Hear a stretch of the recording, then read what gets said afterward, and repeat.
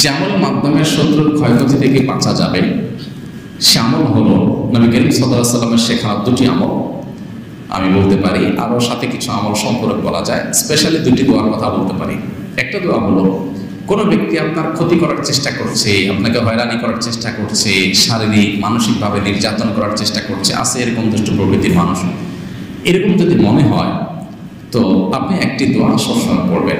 নবী করিম সাল্লাল্লাহু আলাইহি ওয়াসাল্লাম কোনো ব্যক্তি তার ক্ষতি করতে পারে এরকম আশঙ্কা বোধ করলে তার ক্ষতি থেকে বাঁচার জন্য এই দোয়া পড়তেন। দোয়াটা হলো, আল্লাহুম্মা ইন্না নাজআলুকা ফি নুহুরিহিম ওয়া নাউযু বিকা মিন শুরুরিহিম।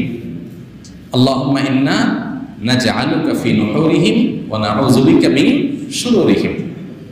অর্থাৎ, হে আল্লাহ, যারা আমার ক্ষতির চেষ্টা করছে, শত্রুতা করার চেষ্টা করছে, তাদেরকে উপযুক্ত শাস্তি দিয়ে দমন করার জন্য, তাদেরকে শেষ করার জন্য আমি আপনার কাছে দায়িত্ব অর্পণ করলাম। আপনি মেহেরবানি করে আমার হয়ে আপনি তাদেরকে উপযুক্ত শাস্তি দিন, তাদের থামিয়ে দিন, তাদেরকে দমন করুন, তাদের শেষ করুন।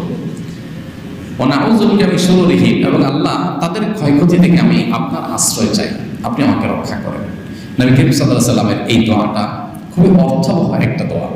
এই জন্য জীবনে কখনো কোনো শত্রু আমাদের নবী সাল্লাল্লাহু আলাইহি ওয়াসাল্লামের কোনো ক্ষতি করতে পারেনি।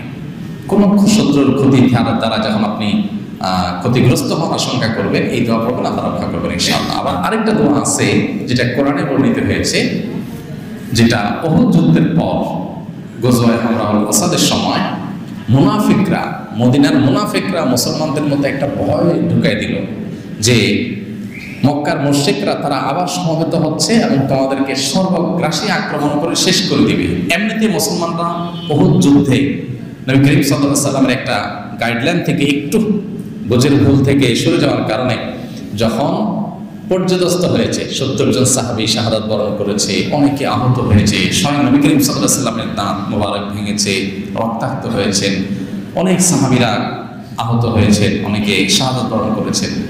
এরকম নানাভাবে পর্যদস্ত এবং কঠিন একটা সময় যখন মুনাফিকরা এসে মুসলমানদেরকে আবার ভয় দেখাতে লাগলো যে আসছে আসল বড় আক্রমণ, যাতে মুসলমানরা মানসিকভাবে একদম ভেঙে পড়ে। এই আক্রমণের কথা যখন তারা শুনেছেন, তখন মুসলমানরা বলেছেন, হাসবুনাল্লাহু ওয়া নি'মাল ওয়াকিল। কি বলেছেন? হাসবুনাল্লাহু ওয়া নি'মাল ওয়াকিল, আল্লাহ আমাদের জন্য যথেষ্ট।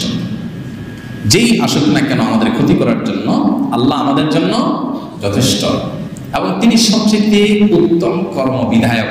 আমাদের পক্ষ থেকে যে কোনো কিছুকে করবার জন্য তিনি সর্বোত্তম প্রতিনিধি বা সর্বোত্তম কর্ম বিধায়ক, সবচেয়ে উত্তমভাবে আমাদের কাজটা তিনি করতে পারবেন। তারপরে আমরা ভরসা করলাম, হাসবুনাল্লাহু ওয়া নি'মাল ওয়াকিল, নি'মাল মাওলা ওয়া নি'মান নাসির। তিনি সবচেয়ে উত্তম অভিভাবক, তিনি সবচেয়ে উত্তম সাহায্যকারী।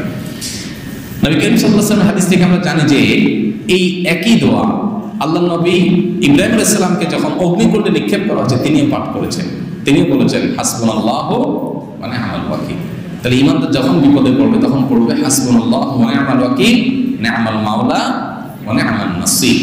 বিশেষ করে কোনো শত্রুতা থেকে, ক্ষয়ক্ষতি থেকে আপনি যদি আত্মরক্ষা চান, তার ক্ষয়ক্ষতি থেকে বাঁচতে চান, তাহলে আল্লাহর কাছে দোয়াটা পড়বেন। হাসবুনাল্লাহর জায়গায় হাসবি আল্লাহ পড়া যায়। হাসবি আল্লাহ মানে আল্লাহ আমার জন্য যথেষ্ট, আর হাসবুল্লাহ মানে আল্লাহ আমাদের জন্য যথেষ্ট। তো একটা এক বছর, একটা বহু বছর। হাসবি আল্লাহু ওয়া নি'মাল ওয়াকিল, নি'মাল মাওলা ওয়া নি'মান